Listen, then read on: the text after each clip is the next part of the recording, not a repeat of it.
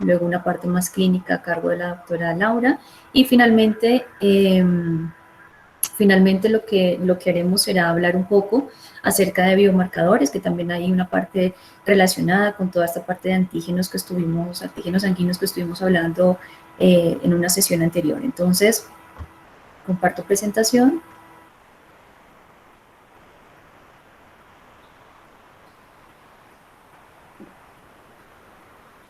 ¿Están viendo mi presentación? Sí, señora. Ok, perfecto. Entonces, bueno, como tú muy bien lo dijiste, el tema de las transfusiones es un tema bastante importante en la práctica médica, en la práctica clínica. Debe ser, digamos, entendido como un punto crucial, tanto para salvar una vida como para el momento en que sea erróneo, el momento en que no se cumplan todos los protocolos, puede ocasionar el efecto contrario, ¿ok? Pero entonces, para hablar, digamos, de transfusiones, tendríamos que comenzar hablando un poquito acerca de la sangre, ¿no? O sea, todos sabemos que desde la antigüedad la sangre fue considerada un elemento mágico, un elemento vital. Los primeros indicios de transfusiones o los primeros indicios de la utilización de la sangre se remiten a la ingesta de esta. Sabemos que algunas tribus, algunas culturas ingerían la sangre de sus enemigos o de sus animales para, según ellos, obtener sus poderes, ¿no? Sus cualidades que consideraban poderosas. Entonces, desde ahí ya tenemos un concepto basado en la utilización de la sangre como para algo muy específico. Luego, tenemos que tener en cuenta a través de los tiempos que en cuanto se habló, se analizó un poco de toda la importancia o cómo se le daba la importancia a este fluido vital, ¿no? Como era llamado, y al ver, digamos, la alteración de algunas patologías que tenían en los pacientes, pues las primeras transfusiones, digamos, ya de un organismo vivo a otro organismo vivo, se hicieron entre animales y humanos. Pues ya sabemos todos el riesgo que esto conlleva, y aún así no se sabía explicar en la medicina por qué el fallecimiento, ¿no? Todavía no teníamos, todavía no se tenía el conocimiento ni de grupos sanguíneos, ni de parte inmunológica, muchísimas cosas estaban por descubrirse. Pero esto fue lo que inició. Posteriormente, pues ya se dio cuenta que la utilización de animales en estas prácticas de transfusiones, pues lo único que conllevaba era la muerte de los pacientes, y pues se inició con todo este proceso de transfusiones ya entre especies, ¿ok? Sin embargo, pues aún tenía el desconocimiento de toda la parte de antígenos eritrocitarios, ¿no? No se sabía todo este proceso de compatibilidad, aún no había sido estudiado, y pues de igual manera se presentaban grandes fallecimientos a causa de las reacciones que se pueden presentar en el momento de transfundir sangres o, bueno, con grupos incompatibles. Recordar también por todo el paso que ha hecho todos estos procesos, desde flebotomías para intentar liberar al organismo de todos esos humores malignos, sanguijuelas, ¿okay? Y tratamientos diversos, siempre relacionados con el fluido vital, como era conocido, que es la sangre. Posteriormente, y ya como lo comentamos o como también es sabido por ustedes, a partir de 1900, cuando la Sterney descubrió el grupo ABO, el sistema ABO, se hizo o se empezó a hacer las transfusiones de una manera mucho más segura, ¿no? Y pues se pudo explicar qué eran todas estas reacciones post-transfusionales que se presentaban en los pacientes. Entonces, pues bien, partiendo de eso, como parte de definición de una transfusión sanguínea, tenemos pues el procedimiento por medio del cual, previa formulación médica y practicada las pruebas de compatibilidad que deben hacerse, se aplica sangre total o alguno de sus componentes a un paciente con fines terapéuticos preventivos. Recordaros en este momento que toda la medida de transfusión sanguínea en nuestro país está regulada por un decreto, el decreto 1571 de 1993, en donde se dictan la normativa y todas las características y condiciones que se deben tener en cuenta en modelos de transfusión sanguínea. Una transfusión sanguínea también tiene algunos principios. Dentro de esos, pues está administrar solamente el componente deficitario, el que se necesite, Otro de los principios, un principio súper importante es que lo que se espera es restablecer la función deficitaria y no solamente un valor de laboratorio, ¿ok? Y finalmente, otro principio también importante es que los beneficios de esa transfusión deben ser mayores que los riesgos que se corran. Pues bien, así, teniendo en cuenta esto, de reponer el componente específico, dependiendo lo que se necesite o lo que ese paciente en ese momento esté atravesando, sabemos que podemos transfundir concentrados de hemátides, concentrados de plaquetas, factores de coagulación presentes en el plasma, proteínas, albúminas e inmunoglobulinas, ¿ok? Todo depende lo que nosotros, lo que ese paciente requiera en ese momento. Bien, pues pasando de esta parte de generalidades, le doy la palabra a la doctora Laura.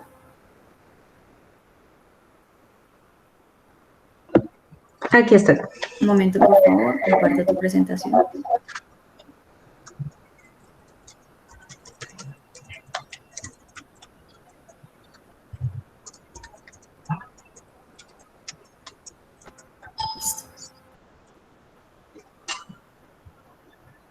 Buenas tardes, mi nombre es Laura Rivera.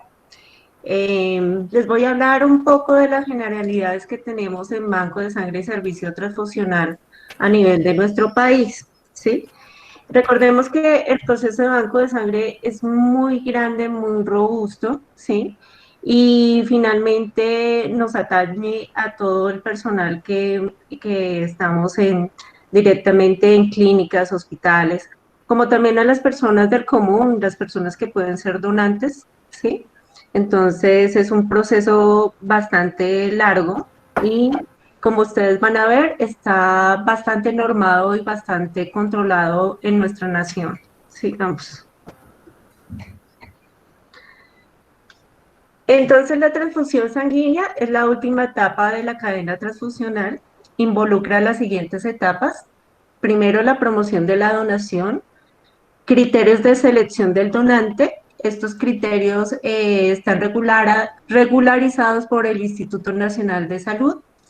Él nos da como los criterios de selección y nos da como una encuesta en general para poder hacer la selección del donante y todos los criterios están establecidos para todos los bancos de sangre a nivel nacional.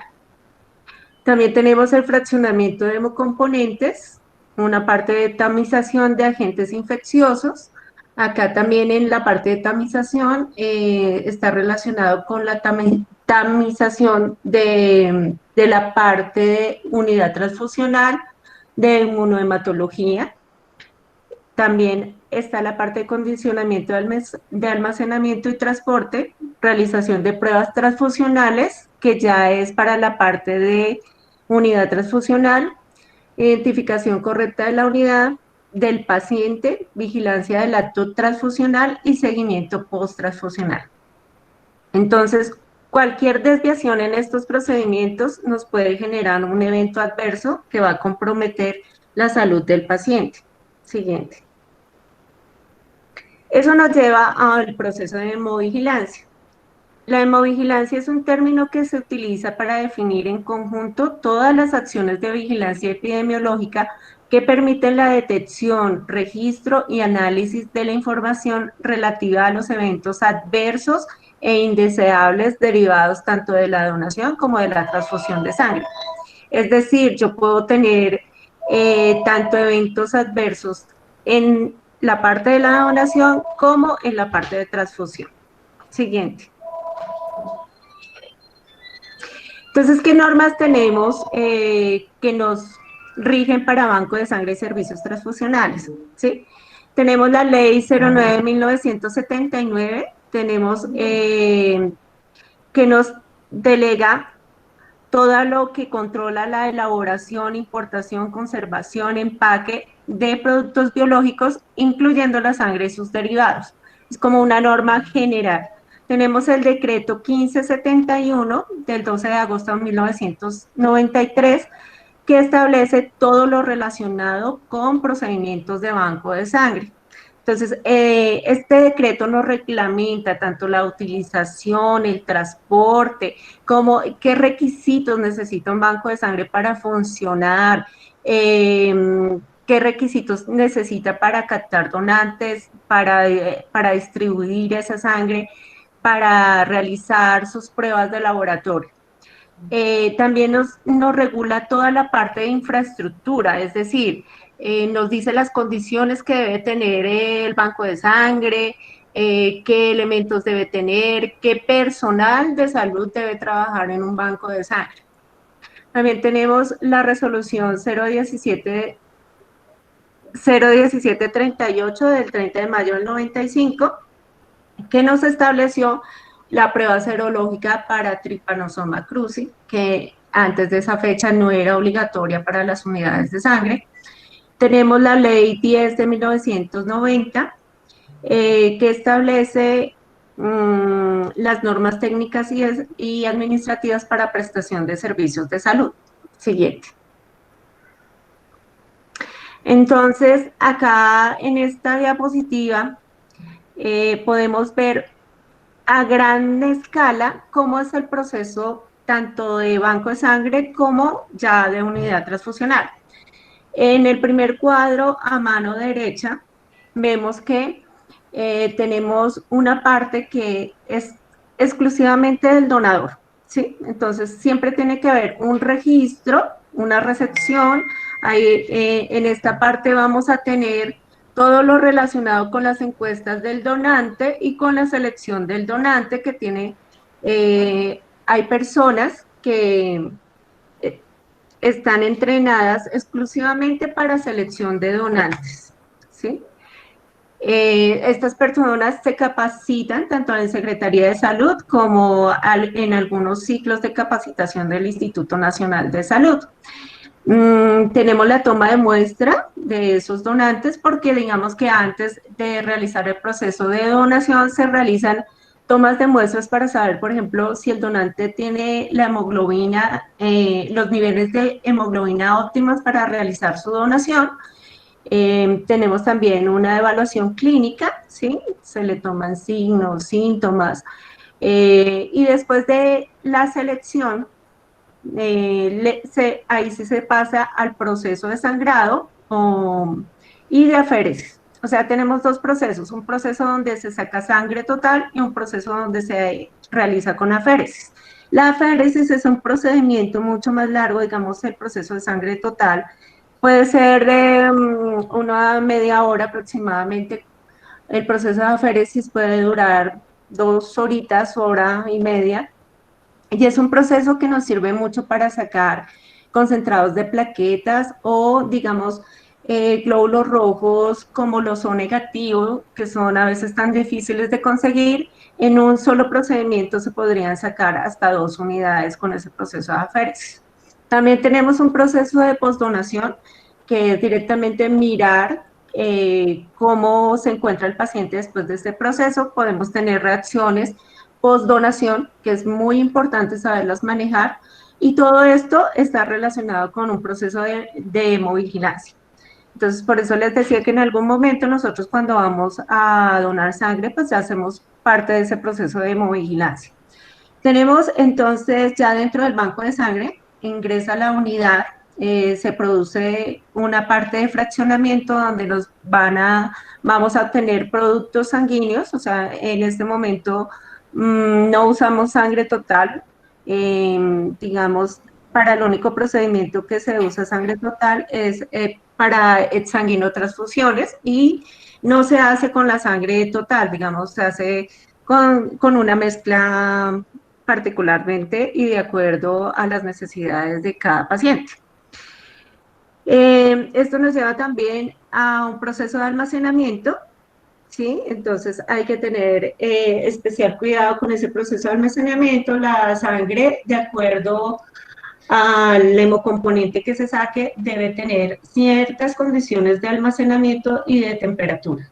Se hace un proceso de identificación totalmente de la unidad de sangre, se miran los requisitos de calidad. En esta parte pues va todo lo de las pruebas inmunológicas, la hemoclasificación del donante, el rastreo de anticuerpos, la detección de subgrupos, de anticuerpos irregulares. Y otra parte es las pruebas que se hacen a nivel infeccioso, que en este momento tenemos 7 pruebas que se hacen a nivel nacional. De acuerdo a esto, pues los bancos de sangre sacan una unidad sanguínea con un sello de calidad que es único y exclusivo por cada banco de sangre, que me permite identificar de dónde viene esa unidad y hacer la trazabilidad correspondiente. Bueno, ya de acuerdo a la disponibilidad de sangre o digamos que cada banco de sangre puede ser intrahospitalario o extrahospitalario. De acuerdo a esto, pues digamos los extrahospitalarios pues tendrán su disponibilidad para distintas clínicas o distintos hospitales que no tengan su servicio de banco de sangre, pero tengan su servicio de transfusión. Los intrahospitalarios pues suplen las necesidades de cada hospital.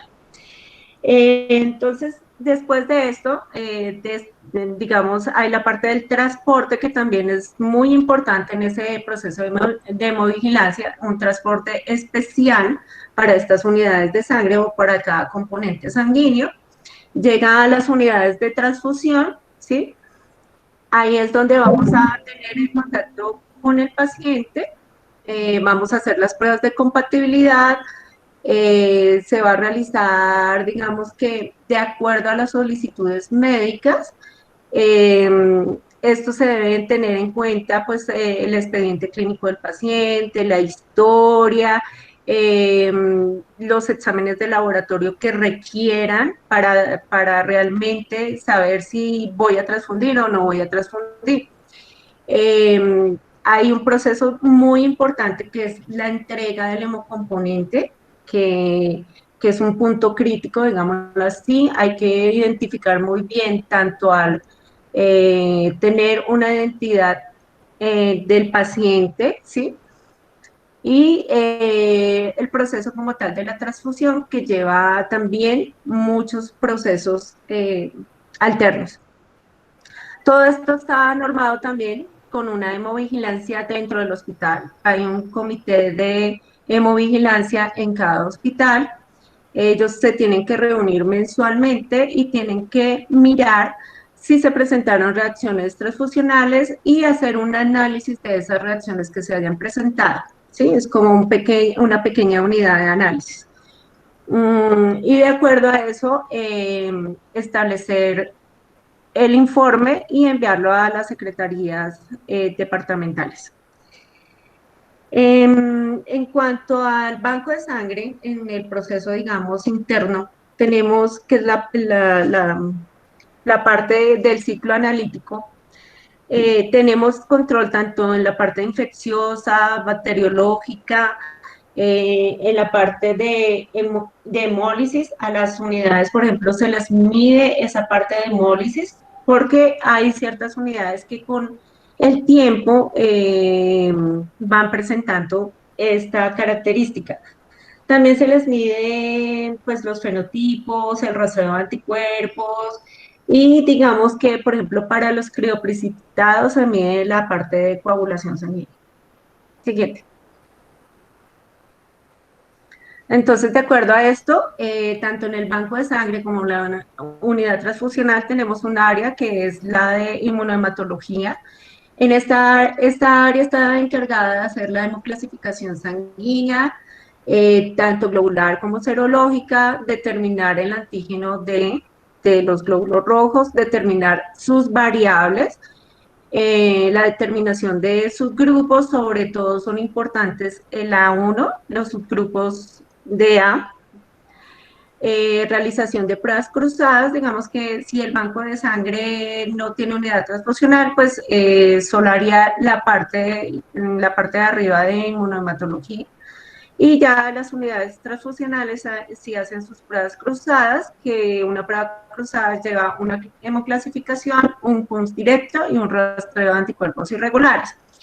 Ustedes ven la imagen que ven ahí es la tecnología que últimamente se está usando a nivel mundial. Nosotros no podemos decir que Colombia está atrasada o que digamos que nosotros nos llegan las cosas a lo último, la última tecnología. En banco de sangre no es así. Digamos que eh, la misma prueba cruzada que hacen en Estados Unidos, la hacemos nosotros acá, ¿sí? Hace algunos años, pues nos tocaba a las bacteriólogas con un tubito estar mirando y ver si había una reacción y mirarla al microscopio. Ahora no. Tenemos pruebas muy especializadas como la que está ahí en la foto, que son pruebas en gel. Tenemos lectores especiales que nos miden las reacciones, entonces esa parte es muy segura. Siguiente. La otra área importante en el banco de sangre es el área de infecciosas. Entonces, está normada por el decreto 559 de 1991, el decreto 1571 de 1993 y el decreto 1543 de 1997. En este momento es obligatorio realizar a todas las unidades de sangre, a todos los donantes, anticuerpos para HIV 1 y 2, anticuerpos para hepatitis C, antígeno de superficie para hepatitis B, serología para sífilis, anticuerpos contra Trypanosoma cruzi, es decir, para la enfermedad de Chagas. Siguiente. Anticuerpos HTLV 1 y 2. Digamos que es opcional el anticuerpos para hepatitis C, también es obligatorio. Y opcionales, por ejemplo, la gota gruesa, porque no en todas las ciudades, y digamos que, como ustedes saben, hay zonas endémicas para malaria, ¿sí? Entonces, en esas zonas sí es prácticamente obligatorio hacer esa prueba de gota gruesa. Y tenemos antígeno P24, que la mayoría de las pruebas actuales ya están manejando esa tecnología para HIV, y FTA-ABS para sífilis. Siguiente. Entonces, en banco de sangre manejamos muchos anexos técnicos, ¿sí? Uno de esos es este anexo en el que me da a mí la forma como debo descartar o se debe sacar un producto a circulación. Entonces acá me habla sobre todo tenemos un sistema de vigilancia ahorita manejado por un programa que se hizo a nivel nacional que se llama CIEVI. Este programa entrelaza todos los donantes y todos los pacientes, ¿sí? Entonces, de acuerdo a esto se puede definir si un paciente se puede diferir incluso antes de que done, ¿sí? Digamos que estos anexos técnicos son como la forma de mirar cómo voy a sacar un producto sanguíneo, qué errores tengo que tener, qué errores se pueden producir durante este proceso y cómo realizar el proceso como tal de banco de sangre. Siguiente. Acá tenemos los productos sanguíneos que podemos sacar en un banco de sangre. Entonces, si ustedes se dan cuenta, son varios productos. Tenemos plaquetas, glóbulos rojos, crioprecipitados, glóbulos rojos lavados, glóbulos rojos filtrados, granulocitos que actualmente digamos que no es una tecnología que realmente se esté utilizando, sangre completa o plaquetas por aféresis o plaquetas manuales, digámoslo así. Siguiente. También, digamos, a nivel de Bogotá, o inclusive otras secretarías lo tienen, se realiza una evaluación de desempeño externa. Entonces, para nivel de Bogotá, nos piden mensualmente muestras de donantes para realizarles marcadores serológicos, ¿sí? Entonces, ellos hacen pruebas indirectas para todas las pruebas infecciosas, para antígeno de superficie, core, hepatitis B, anticuerpos para hepatitis C, para HIV, para HTLV, para sífilis.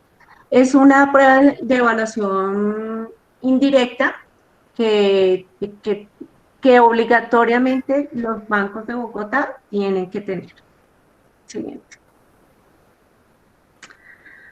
En cuanto a la transfusión como tal, entonces tenemos una guía práctica clínica basada en la evidencia que sacó el ministerio, y esta guía nos da todos los parámetros para realizar una transfusión de sangre de acuerdo a la evidencia médica que se tiene. Digamos que tiene 6 módulos de importancia en los que nos habla las indicaciones para realizar transfusión sanguínea de acuerdo a las recomendaciones de expertos.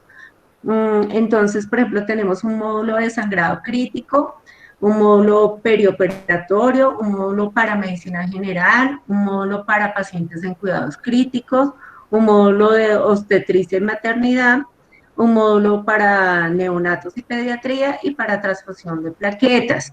Digamos, ¿cuál es el objetivo de esta guía? Pues promover que los profesionales de salud tengan una buena práctica clínica para el uso de componentes sanguíneos, tanto en baja, media o alta complejidad, ¿sí? Entonces, siguiente. Esta guía nos muestra, digamos, las recomendaciones por las que yo debo transfundir. Yo les puse acá un ejemplo. Este es, por ejemplo, para transfusión de plaquetas. Acá toma plaquetas para neonatos, pediátricos, entonces me dice a mí que los pacientes sometidos a quimioterapia, trasplantes de células hematopoyéticas, lo recomendado es transfundir cuando hay un recuento de menos de 10.000 células asociado a otros factores de riesgo, cuando hay un recuento de plaquetas de menos de 20.000, y hay en presencia de factores de riesgo como fiebres, sepsis. O sea, esta guía me aborda prácticamente cada uno de los pacientes de los que acabamos de ver, de los diferentes áreas clínicas o los diferentes pacientes que puedo tener como candidatos a una transfusión, y me da las herramientas para saber realmente si una transfusión es necesaria o no es necesaria. Porque recuerden que siempre transfundir va a llevar un riesgo, a pesar de que se hagan todas las pruebas sanguíneas, a pesar de que digamos, sea un donante súper conocido, porque lo que tratan los bancos de sangre es de fidelizar a los donantes. Entonces tenemos donantes repetitivos, que es como la mejor herramienta para tener sangre más segura. Pero aún así, una transfusión sanguínea conlleva sus riesgos. Siguiente. Entonces, la guía también me habla de otros procesos que se deben considerar muy específicos en cuanto a ciertas entidades, ¿sí? Entonces, si son pacientes en posoperatorio o son pacientes que hasta ahora se les va a programar su cirugía, tiene en cuenta factores como mujeres embarazadas, personas que hayan tenido hemorragias anteriores, personas en otras condiciones de riesgo. Entonces la guía es bastante completa, ¿no? Siguiente. Entonces, el sistema de hemovigilancia que yo les hablé es un sistema que se inició a partir del 2018, es implementado por el Instituto Nacional de Salud. Este permite entrelazar los 81 bancos de sangre que tenemos actualmente, los 588 servicios transfusionales y las 32 coordinaciones departamentales. Es decir, que todos los bancos de sangre y servicios transfusionales ahorita están constantemente comunicados, tanto para mejorar su selección de donantes y para hacer el seguimiento de reacciones adversas a la transfusión. En este sistema se ingresan obligatoriamente todas las donaciones de sangre relacionadas en el país. Es decir, que yo puedo como banco de sangre saber cuántas veces donó X persona, si fue rechazado o no fue rechazado. Lo mismo cuántas veces, por ejemplo, un paciente ha sido transfundido, se ha presentado reacción transfusional, si se le detectó algún anticuerpo irregular. Es un sistema muy bueno para de verdad tener hemovigilancia.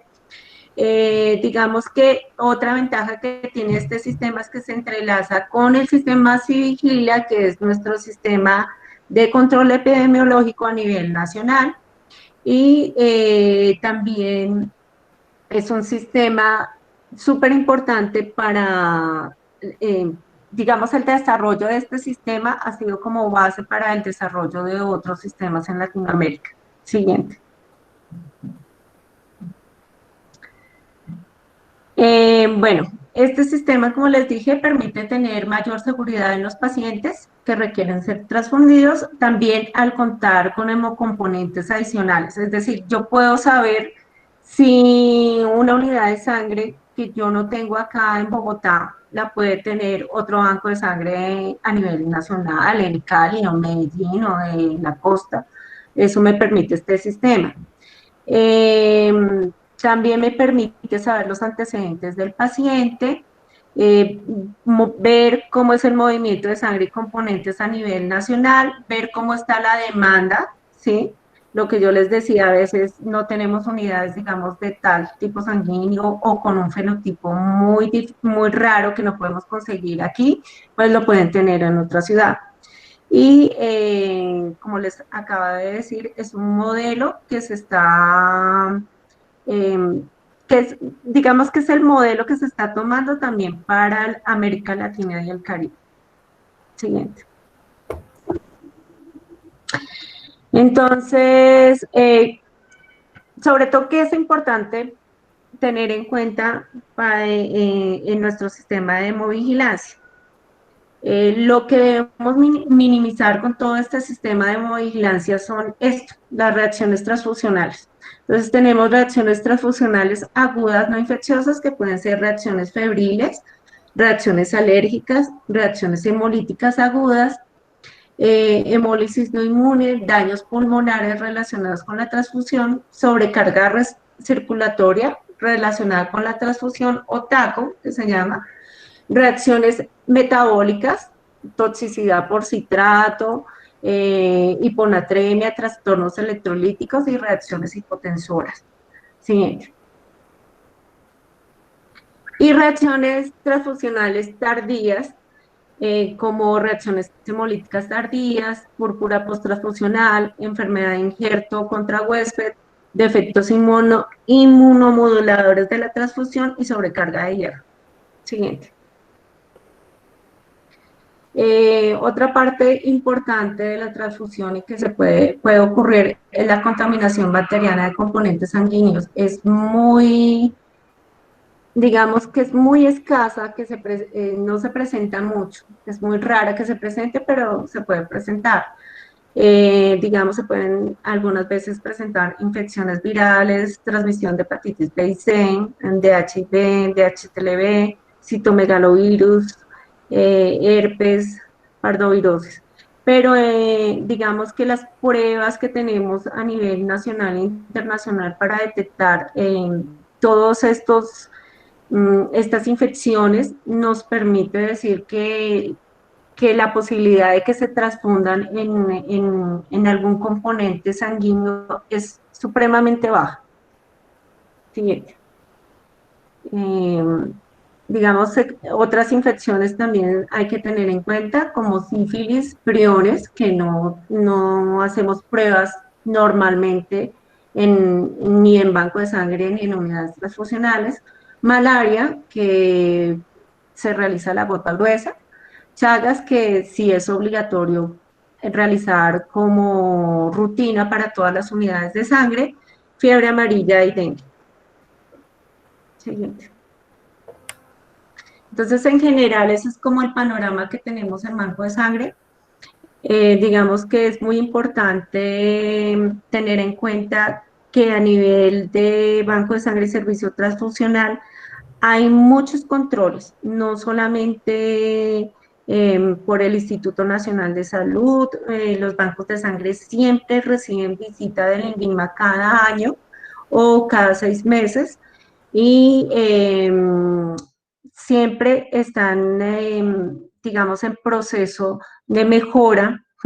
De acuerdo al Instituto Nacional de Salud, se lleva un programa no solamente de capacitación, tanto para los, digamos, las personas que están trabajando en unidades transfusionales, sino personas que están trabajando en selección de donantes, en realización de pruebas de laboratorio y, digamos, las otras que están en procesos de control de calidad o en procesos de acreditación. Muchas gracias. No sé si tengan preguntas. Un momento, terminó una partecita de la presentación y si quiere pasamos a la rueda de preguntas. Así ya nos quedamos en solamente la parte de preguntas. A ver, un momento, comparto mi presentación nuevamente.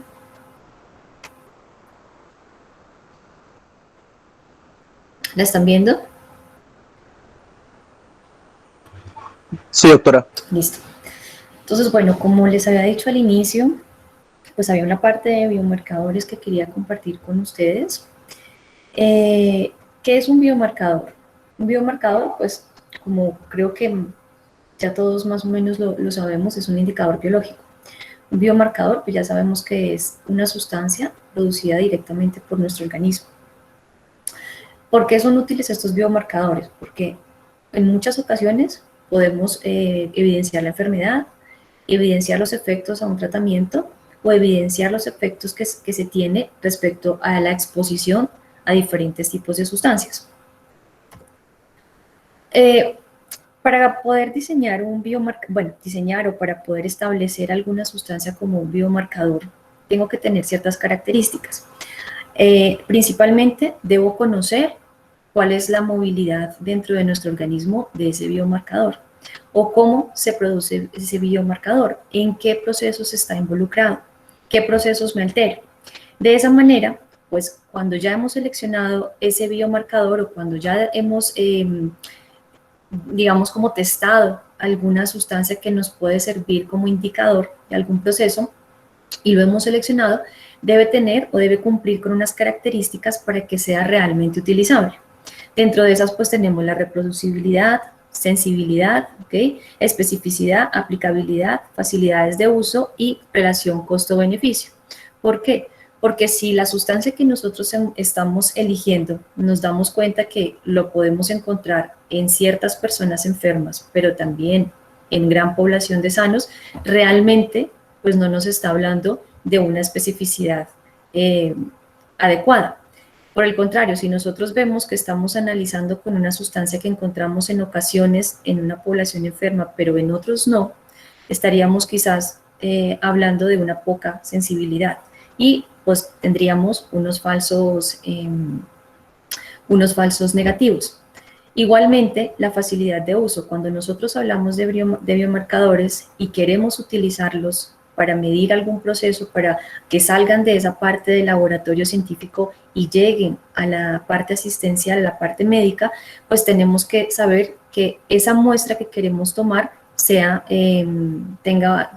fácil tener acceso a ella, ¿no? Si yo siempre quiero hacer una biopsia, creo que pues no va a ser posible que a todos los pacientes yo les genere biopsias para obtener esa molécula que yo quiero testar. Entonces, normalmente se intenta que los biomarcadores, cuando se están estudiando en el laboratorio y antes de pasar, digamos, a esa parte clínica, tengan todas estas características y si alguna de ellas no la cumple, que su efecto al no cumplirla sea mínimo de cara a utilizar ese biomarcador sobre un paciente. ¿Cuál es la aplicación que tienen estos biomarcadores? Entonces, principalmente, o digamos uno de los puntos claves de esa utilización es pues el screening de la población de riesgo.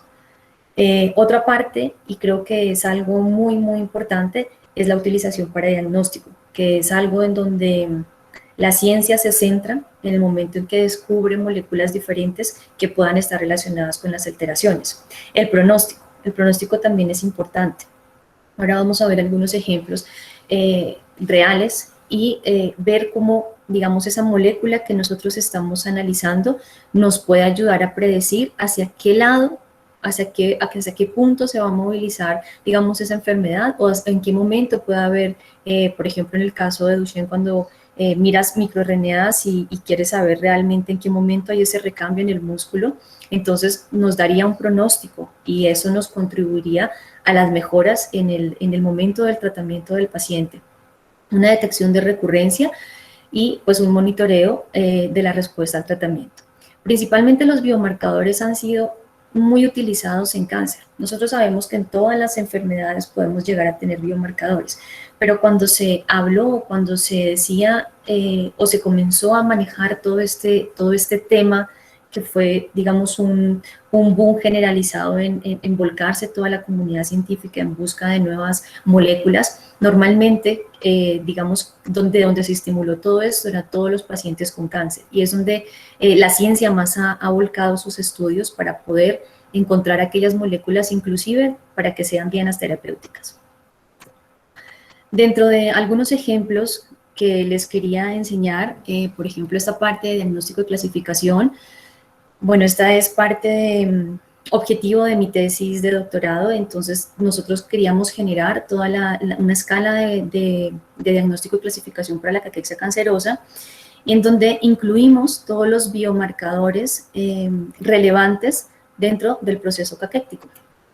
Bien, así pues diseñamos un cuestionario que puede ser aplicado en la consulta clínica y puede contribuir a esa identificación, puesto que yo creo que como ya ustedes lo saben, pues la caquexia normalmente no es diagnosticada y sobre todo no es clasificada, entonces eso conlleva a que ese paciente avance en ese proceso y se ha visto la relación negativa que tiene con los tratamientos anticancerígenos. Un paciente caquético tiene menos respuesta a los tratamientos anticancerígenos que un paciente que quizás o está iniciando un proceso caquético o aún no tiene ese deterioro.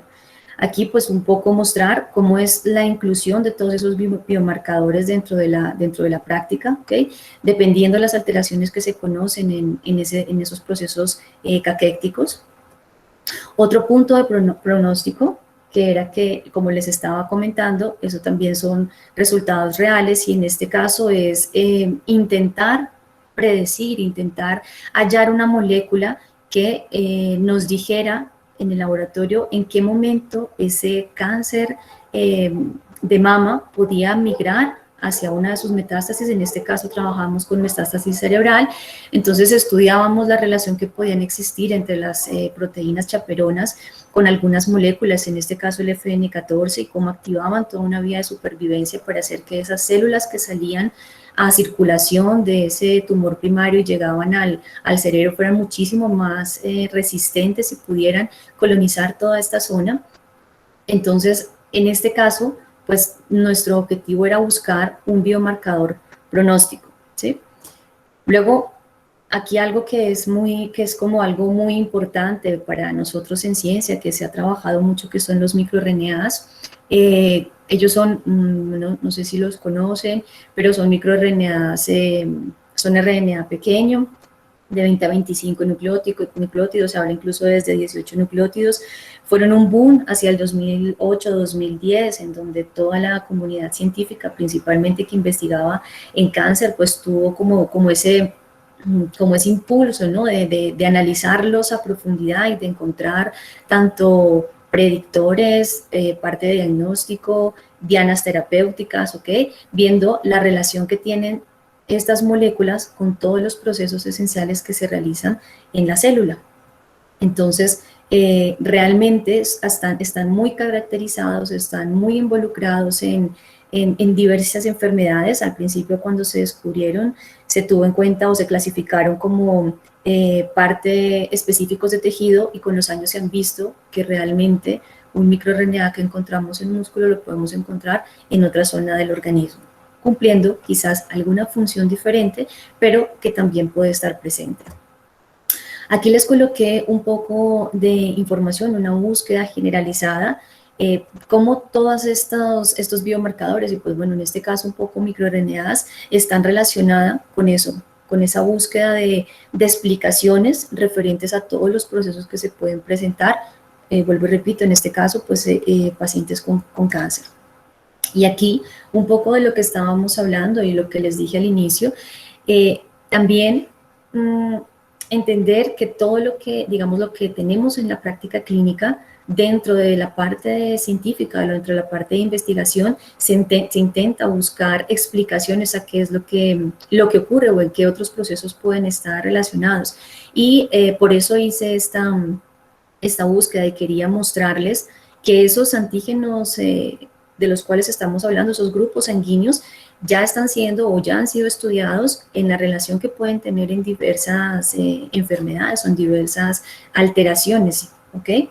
Entonces, esto para mostrarles un poco, para incitarlos también a que practiquen o a que estén un poco más en ese proceso de investigación, ¿no? A que descubran un poco más cómo es eso. ¿Por qué? Porque todo lo que se hace dentro del laboratorio, todo el objetivo que tenemos dentro de los procesos científicos, a dónde se ven reflejados o en dónde queremos que lleguen a ustedes, a la parte asistencial, al médico. O sea, la idea nuestra parte de explicar qué está pasando dentro del organismo es intentar que cuando se explica, cuando se encuentra la solución, cuando se sabe qué podemos hacer o generar, llegue a ustedes y eso se traduzca en una mejor calidad de vida para los pacientes. Entonces, esto es pues eso, una invitación a la ciencia, una invitación a la literatura científica, a encontrar un poco más de información. Seguramente que lo hacen, pero es eso, es para mostrarles que dentro de todos los procesos que se realizan y dentro de cada cosa que nosotros hablemos, puede estar relacionada con el descubrimiento o el entendimiento de algún proceso que va un poquito más allá, ¿ok? Entonces, con esto, pues terminaba la parte final de la charla. Muchas gracias por la atención. Si hay alguna pregunta.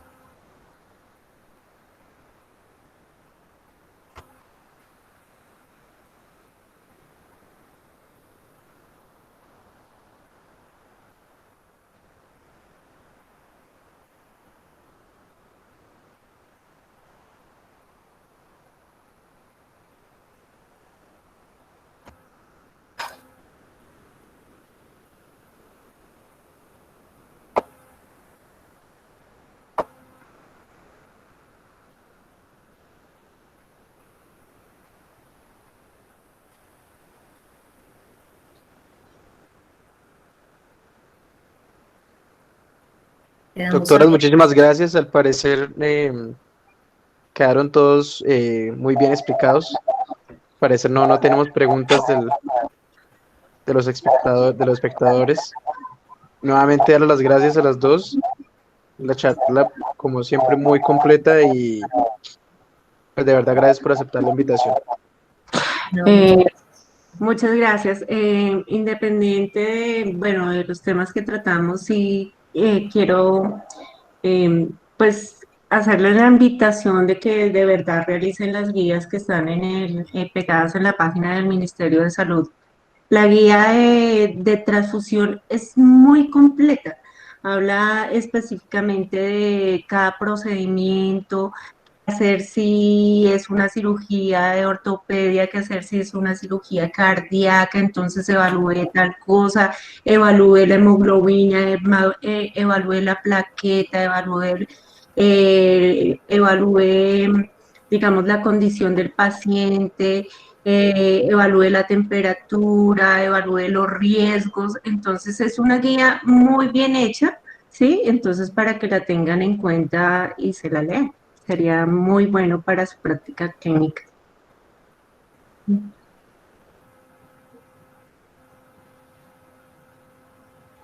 Listo. Claro que sí, doctora, lo vamos a tener en cuenta entonces para pues, un ejercicio que yo creo que nos corresponde a todos como futuros médicos generales.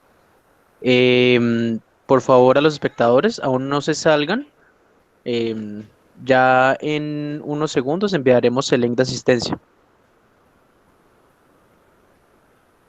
Ok, pues muchísimas gracias entonces nuevamente por la invitación, gracias a todos los asistentes por estar aquí y bueno, pues quedamos ahí en contacto para cualquier cosa. Que estén muy bien, que tengan todos muy buena tarde. Muchas gracias a todos. Hasta luego, doctora, muchas gracias. Hasta luego.